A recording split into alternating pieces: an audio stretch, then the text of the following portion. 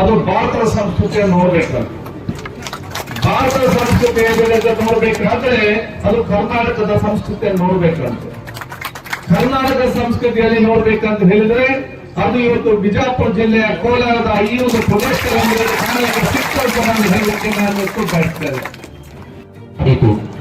ಬ್ರಹ್ಮಶ್ರೀ ನಾರಾಯಣ ಗುರುಗಳ ಮೊದಲ ಅಂತಾರಾಷ್ಟ್ರೀಯ ಸರ್ವಧರ್ಮ ಸಮ್ಮೇಳನದ ಶತಮಾನೋತ್ಸವ ಸ್ಮರಣಾರ್ಥ ಮಾನವೀಯತೆಗಾಗಿ ಧರ್ಮಗಳ ಒಗ್ಗಟ್ಟು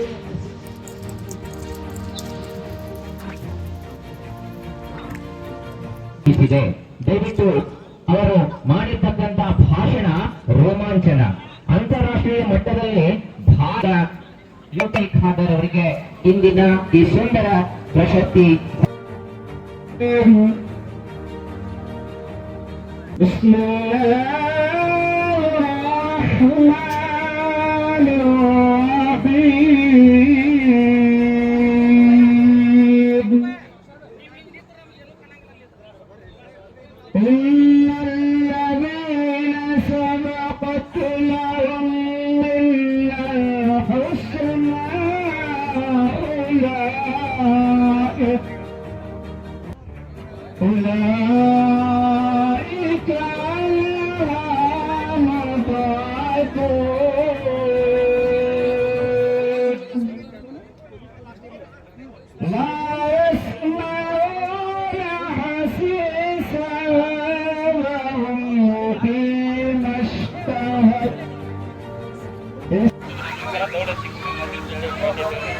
ಅತಿಥಿ ಮನೆ ಮಾಡುವ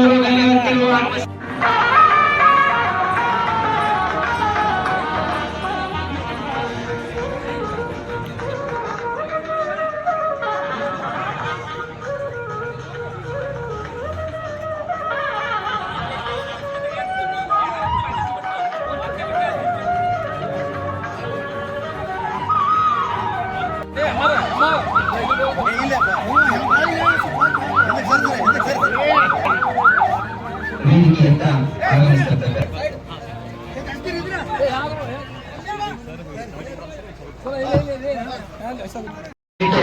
ತಾವೆಲ್ಲರೂ ಸಮಸ್ತ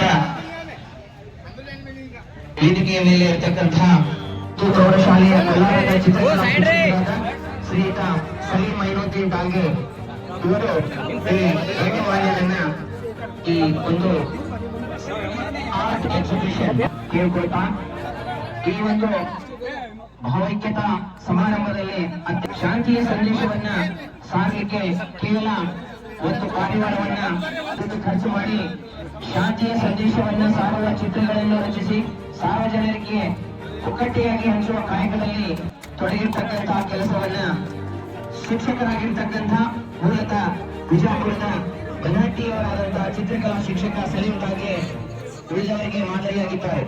ಸಮಾಜದಲ್ಲಿ ಇಂದು ಧರ್ಮಗಳ ನಡುವೆ ಜಾತಿಗಳ ನಡುವೆ ಅಂತರ ಹೆಚ್ಚಾಗುತ್ತಲೇ ಹೊರಟಿದೆ. ಇವರಿಗೆ ಭಯೋತ್ಪಾದನೆಯ ಪರಿಣಾಮ ವ್ಯಾಪಿಸಿಕೊಂಡಿದೆ. ಇಂತಹ ಸಂದಿಗ್ಧ ಪರಿಸ್ಥಿತಿಯಲ್ಲಿ ಚಿತ್ರಕಲಾ ಶಿಕ್ಷಕರಾಗಿರ್ತಕ್ಕಂತಹ ಸಲೀಂ ಟಾಂಗೆ ಇವರು ಕಳೆದ 30 ವರ್ಷಗಳಿಂದ ಭಾವೈಕ್ಯತಾ ಬಿಂಬಿಸುವ ಚಿತ್ರಗಳನ್ನು ರಚಿಸಿ ಅವುಗಳನ್ನು ಸಾರ್ವಜನಿಕರಿಗೆ ಉಚಿತವಾಗಿ ಹಂಚುವ ಮೂಲಕ ಜನಜಾಗೃತಿಯನ್ನ ಮಾಡುವ ಕಾಯಕದಲ್ಲಿ ನಿರತರಾಗಿದ್ದಾರೆ.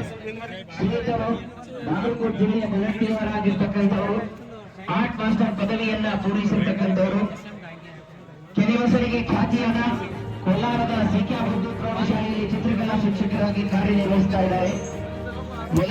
ಇವರು ಸಮಾಜದಲ್ಲಿ ಶಾಂತಿಯನ್ನು ಕಬಡುತ್ತಿರುವ ಭಯೋತ್ಪಾದನೆ ಕೋಮು ಗಲಭೆಗಳಂತ ಬ್ರಹ್ಮ ರಾಕ್ಷಸರನ್ನ ಸಂಹರಿಸಲು ತಮ್ಮ ಚಿತ್ರಗಳನ್ನೇ ಅಸ್ತ್ರವಾಗಿ ಬಳಕೆ ಮಾಡಿಕೊಂಡಿದ್ದಾರೆ. ಬರುತ್ತಿವೆ ವೇದಿಕೆಯಿಂದ ದಯವಿಟ್ಟು ಯಾರು ಹಳ್ಳಿಕಾಲ ಅವಶ್ಯವೇನ್ರಿ, ಪ್ರೋಟೋಕಾಲ್ ಏನು ಇರುವುದರಿಂದ ವೇದಿಕೆಯ ಮೇಲೆ ನಾವು ಈಗ ದಯವಿಟ್ಟು ಮಾನ್ಯರು ಮಾತ್ರ ಆಗಮಿಸಬೇಕು. ಈ ಸಾಹಿತ್ಯವನ್ನು ಅದರ ಸದಸ್ಯ ಮುತ್ತಿಗೆ ಮುಂಚೆನೆ ಹಂಚಿಕೊಳ್ಳಬೇಕು. ಪರಮ ಪೂಜ್ಯ ಶ್ರೀ ಸಿದ್ದಲಿಂಗದೇವರು, ಪೂಜ್ಯ ಶ್ರೀ ಸಹಸ್ರ ಸ್ವಾಮಿಗಳು, ಸಮಾಜಗಳು ಹಾಗೂ ಅವರ ಡಾಕ್ಟರ್ ಬಕ್ತಿಯಾರ್ ಖಾನ್ ಖಾದ್ರಿ ಅವರು ವೇದಿಕೆ ಮೇಲೆ ಬರಬೇಕು. ಅದರಂತೆ ಇವತ್ತಿನ ಘನ ಅಧ್ಯಕ್ಷತೆಯನ್ನು ಸನ್ಮಾನ್ಯ ಶ್ರೀರಾಮ ಪ್ರಶಸ್ತಿ ವಿಜೇತರು ಕರ್ನಾಟಕ ವಿಧಾನಸಭಾ ಅಧ್ಯಕ್ಷರು ಅವರು ಕೂಡ ವೇದಿಕೆ ಮೇಲೆ ಬರಬೇಕು. ಸನ್ಮಾನ್ಯ ಶ್ರೀ ಎಸ್ ಕೆ ಬಳ್ಳಾರಿ ಸಾಹೇಬರು ವೇದಿಕೆ ಮೇಲೆ ಬರಬೇಕಾಗಿ ಕೇಳಿಕೊಳ್ಳುತ್ತಾ ಅದರಂತೆ ಡಾಕ್ಟರ್ ಕೃಷ್ಣಕುಮಾರ್ ಕುಲಕರ್ಣಿ ಡಾಕ್ಟರ್ ಶಾಸಕರು ಇವರು ಕೂಡ ವೇದಿಕೆ ಮೇಲೆ ಬರಬೇಕು. ಅಧ್ಯಕ್ಷ ನಡೆಯುತ್ತಿರುವ ಈ ಏಳು ಮಾದರಿಗಳನ್ನು ಗುರುತಿಸಿ 2025ರ ಹಲವಾರು ಮೌಲಾನಾ ಸದ್ಭಾವನಾ ಪ್ರಶಸ್ತಿಯಿಂದ ಅವರನ್ನು ಗೌರವಿಸಲು ಸಂತೋಷವಾಗುತ್ತದೆ. ಅವರ ಸೇವೆ ಒಂದು ಜಂಗಮ ಬಂದರೆ ನಡೆಯುವರು ಉನ್ನತ ಲಿಂಗಕ್ಕೆ ಬೋಣವ ಹಿಡಿಯುವರಯ್ಯ. ನಮ್ಮ ಚನ್ನ ಮಲ್ಲಿಕಾರ್ಜುನ ಕೆಳೆಯ ನಮ್ಮ ಕೂಡಲ ಸಂಗನ ಶರಣರ ನೋಡಿ ಉದಾಸೀನವ ಮಾಡಿದರೆ ಕಲ್ಲು ತಾಗಿದ ಮಿಂಟೆಯಂತಪ್ಪವಯ್ಯ.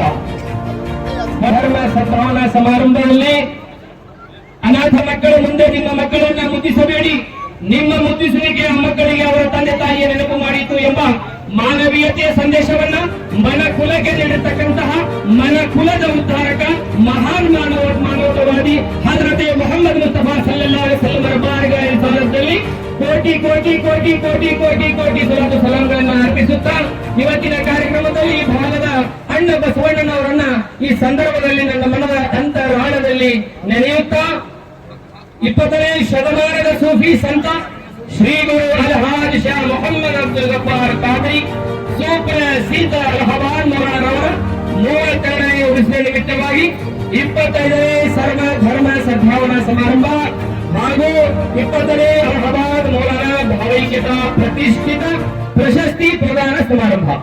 ಆತ್ಮೀಯರೇ, ಈ ಒಂದು ಪ್ರಶಸ್ತಿ, ಈ ಒಂದು ಸರ್ವ ಧರ್ಮ ಸದ್ಭಾವನಾ ಸಮಾರಂಭಕ್ಕೆ ದಿವ್ಯ ಸಾನ್ನಿಧ್ಯವನ್ನು ವಹಿಸಿರ್ತಕ್ಕಂತಹ ನಮ್ಮ ನಿಮ್ಮೆಲ್ಲರ ಗುರುಗಳಾದಂತಹ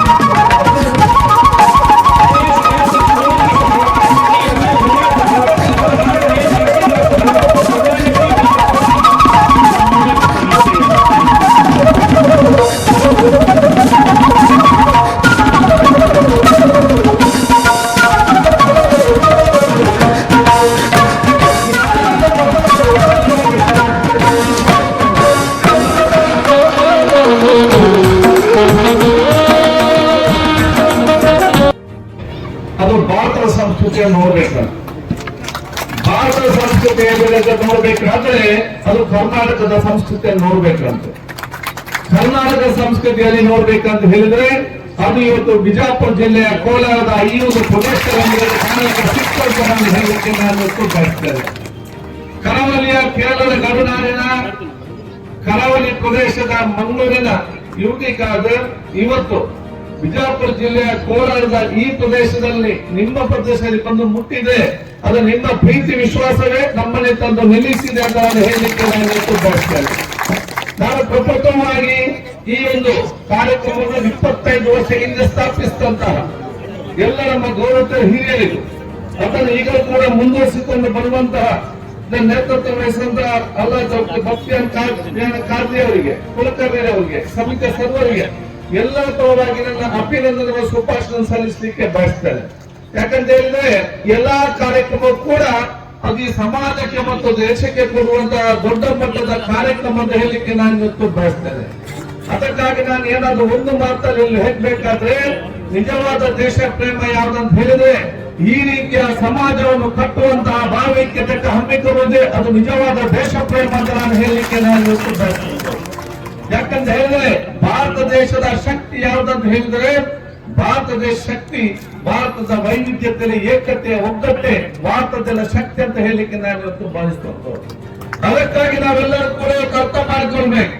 ಹೇಗೆ ನಮ್ಗೆ ಜೀವಿಸಲಿಕ್ಕೆ ನಮ್ಗೆ ಉಸಿರು ಅಗತ್ಯ ಇದೆಯಾ, ಜೀವಿಸಲಿಕ್ಕೆ ನಮ್ಗೆ ಹೇಗೆ ಉಸಿರು ಅಗತ್ಯ ಇದೆಯಾ? ಯಾಕಂದ್ರೆ ನಾವೇನಾದ್ರೂ 1 ನಿಮಿಷ ಉಸಿರು ಅಗತ್ಯ ಕೊಡೋದಿದ್ರೆ 2-3 ನಿಮಿಷ ಯಾರು ಕೂಡ ಬದುಕಲಿಕ್ಕೆ ಸಾಧ್ಯವಿಲ್ಲ.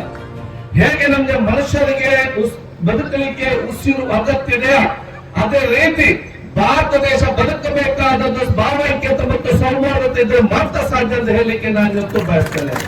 ಭಾರತ ದೇಶದ ಉಸಿರೇ ಅದು ಬಹುಶಃ ಭಾವೈಕ್ಯತೆ ಮತ್ತು ಸೌಹಾರ್ದತೆ ಅಂತ ಹೇಳಲಿಕ್ಕೆ ನಾನು ಇವತ್ತು ಬಯಸುವಂತದ್ದು. ಅಂತ ಕಾರ್ಯಕ್ರಮ ಇವತ್ತು ಏರ್ಪಡಿಸಿದೆ.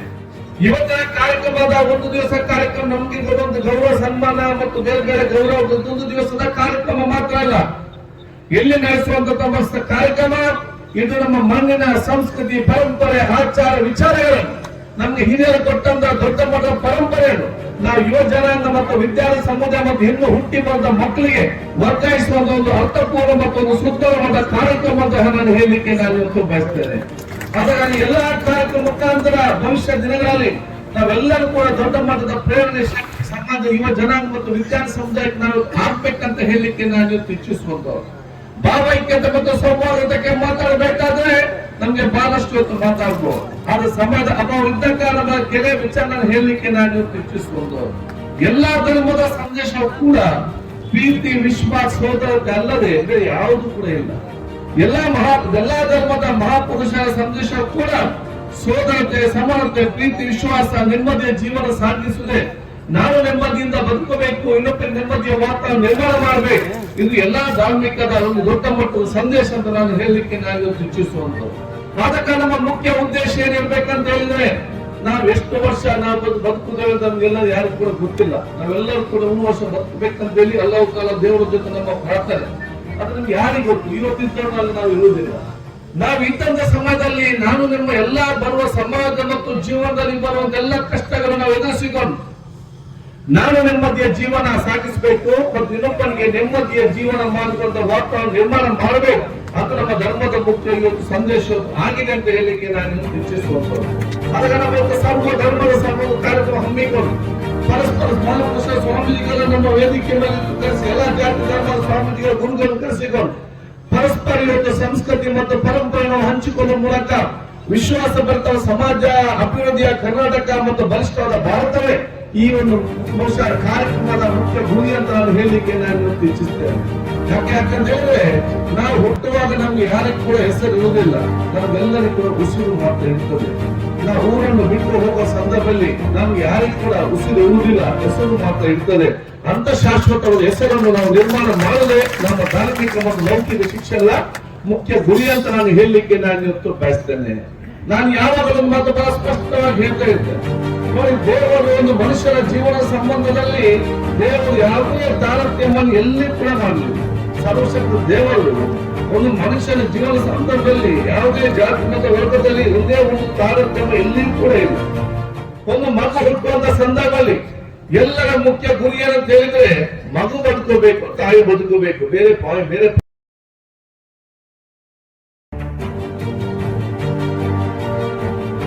ನಮ್ಮ ಗುರುಗಳ ಉಳಿಸದ ಆಚರಿಸುತ್ತಾ ಸರ್ವ ಧರ್ಮ ಸಮ್ಮೇಳನವಾಗಿ ಪವಿತ್ರತೆಯ ಪ್ರತೀಕವಾಗಿ ಅದೊಂದು ಪ್ರಶಸ್ತಿಯನ್ನು ಕೊಟ್ಟ 20 ವರ್ಷದಿಂದ ಬರ್ತಾ ಇದ್ದಾರೆ. ನನಗೆ ಬಹಳ ಬೇಜಾರಾಗ್ತದ್ರಿ ಅಥವಾ ಮನಸ್ಸಿಗೆ ಹತ್ತುವುದು ಅಂತ ನಾವೆಲ್ಲವನ್ನ ಕೇವಲ ಹೆಸರಿಗೆ ಮಾಡ್ತೇವೆ. ಎಷ್ಟರ ನಿಟ್ಟಿಗೆ ನಾವು ಆ ಭಾವೈಕ್ಯತೆಯನ್ನು ಕಾಪಾಡಿಕೊಂಡು ನಮ್ಮಷ್ಟಕ್ಕೆ ನಾವೇ ಅದನ್ನ ವಿಚಾರ ಮಾಡಿಕೊಳ್ಳೋಣ, ಕೊಡಬೇಕು. ನಾನು ಅವಾಗ ಬಂದ್ಮೇಲೆ ಆಕಾಶ ಸಾಹೇಬರಿಗೆ ಮಾತಾಡೋದ್ರ ಹೇಳಿದೆ ನಾನು, ನಮ್ಮ ಉದ್ದೇಶದ ಹೊತ್ತರಿಂದ 20% ಪ್ರತಿ ವರ್ಷ ಅದು ಅಭಿವೃದ್ಧಿ ಆಗ್ಬೇಕಂದ್ರೆ ಈ ಪ್ರಶಸ್ತಿಗಳು, ಈ ಸಂವಿಧಾನದ ಸಮ್ಮೇಳನಕ್ಕೂ, ಈ ಭಾವೈಕ್ಯತೆಗೂ ಒಂದು ಮೌಲ್ಯ ಅಥವಾ ಒಂದು ಬೆಲೆ ಬರ್ತದೆ. ಆ ಬೆಲೆ ಇದೆಯಾ? ನಮಗೆ ಎಷ್ಟು ಜನ ಹಿರಿಯದೇ ಇಲ್ಲ, ಅನೇಕ ಜನ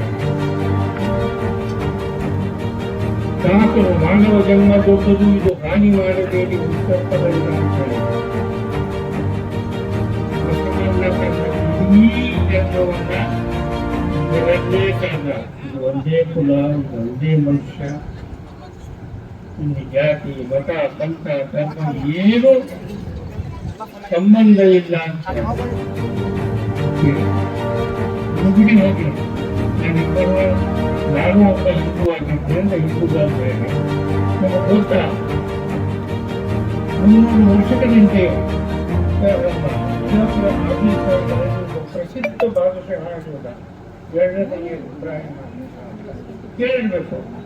ಆತನಿಗೆ ಜಗದ್ಗುರು ಎಂಬ ಉಪಾಧಿಯೂ ಇತ್ತು. ಅವನಿಗೆ ನೆಲವೇ ಜಗದ್ಗುರು ಇಬ್ರಾಹಿಂ ಅಂತ. ನಾವು ನೀವು ಕೆಲಸ ಮಾಡಿದ್ರಲ್ಲ, ರಾಜನ ಪಕ್ಷಗಳಲ್ಲಿಯೂ ಕೂಡ ಜಗದ್ಗುರು ಅಂತಾನೆ ಬರ್ತಾರೆ. ಆ ಮನುಷ್ಯ ಸ್ವತಃ 46 ವರ್ಷ ಸಿಂಹಾಸನದ ಮೇಲೆ ಕೂತು ರಾಜ್ಯವಾಳಿ ಕವಿಯಾಗಿದ್ದರಿಂದ ಒಂದು ಕವನ ಸಂಕಲನವನ್ನ ಕಿತಾಬೆ ನವರಸ ಅಂತ, ನವರಸದ ಪುಸ್ತಕ, ನವರಸದ ಪುಸ್ತಕ ಅಂತ ಇಡೀ ಪುಸ್ತಕದ ಚರ್ಚೆ ಬೇಡ. ಅದನ್ನು ಪ್ರಾರಂಭ ಮಾಡೋದೇ ಬಿಜಾಪುರ ಸಿಂಹಾಸನದ ಮೇಲೆ ಕುಳಿತು ಆಡುವಂತಹ ಇಬ್ರಾಹಿಮ ಒಬ್ಬ ಮುಸಲ್ಮಾನಾಗಿ ಬಿಸ್ತರದಿಂದ ಪ್ರಾರಂಭ ಮಾಡೋದರ ಮೊದಲು ಆನು ಸರಸ್ವತಿ ಜನಗುಣಿ ಪ್ರಸಾದದ ಇಂದು ಸರಸ್ವತಿಯೇ ಜೊತೆ ಇರಲಿ. ಹಾಗಂದ ಮಾತ್ರಕ್ಕೆ ಆತ ಮುಸ್ಲಿಮರು ಬಿಟ್ಬಿಟ್ನ. ಕೆಲವರಿಗೆ ಬಂದೇನವಾದ ನನ್ನ ಮನಸ್ಸು ಆಗ್ತಾನೆ. ಇದರ ಬಿಟ್ಟು ಕೊನೆಗೆ ಒಂದು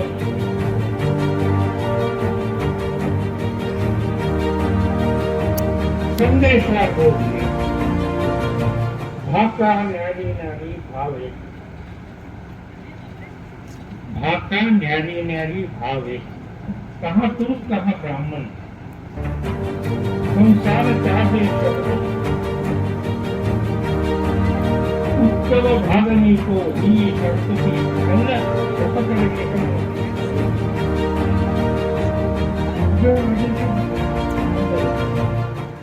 ಏನಾಗಂದ್ರೆ ಆಟ ಅಂದ್ರೆ ಭಾಷೆ, ನ್ಯಾರಿ ಅಂದ್ರೆ ಬೇರೆ.